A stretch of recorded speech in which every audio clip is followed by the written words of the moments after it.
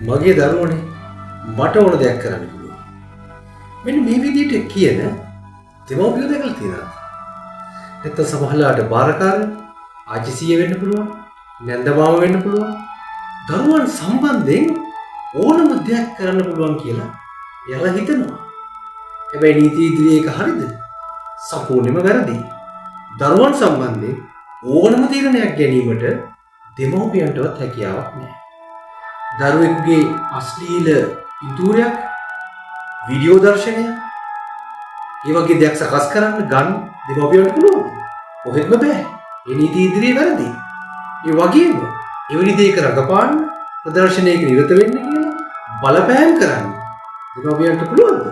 බාරකාරයන්ට පුළුවන්ද? නැන්දමාමට පුළුවන්ද? එහෙමත් නැත්නම් අධ්‍යාපන ආයතනයක සිටින ප්‍රධානීන්ට පුළුවන්ද? කොහෙත්ම බෑ. මේක අපරාධ වර්ධක වශයෙන් හඳුන්වනවා. කුමන නීතියක් යටතේද මේක අපරාධ නීතියක් බවට පත් වෙන්නේ? අත වශයෙන්ම 1995 අංක 22 දරන පනතෙන් සංශෝධනයට ලක් වූ ශ්‍රී ලංකා දඬ නීති සංග්‍රහයේ 286 වගන්ති යටතේ මේක බරපතල වරදක් වශයෙන් තමයි සැලකන්නේ. එහෙමනම් දඩුවමක් දෙසි නෑ. වසර 2ක ඉඳලා වසර 10ක් දක්වා සිර දඬුවම් ලබා දෙන්න දඩයකට යටත් කිරීම කරු විසිරුතුමන්ලට හැකියාව තියෙනවා.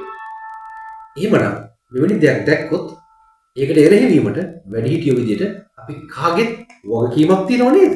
මේ වගේ එදිනෙදා අපේ දෛනික ජීවිතයට වැදගත් වන නීතිමය කාරණා දැනගන්න ඕන නම් අපේ නීතියේ පිහිට YouTube channel එක subscribe කරන්න කියලා ඔබෙන් ඉල්ලා සිටිනවා. බොහොමත්ම ස්තුතියි.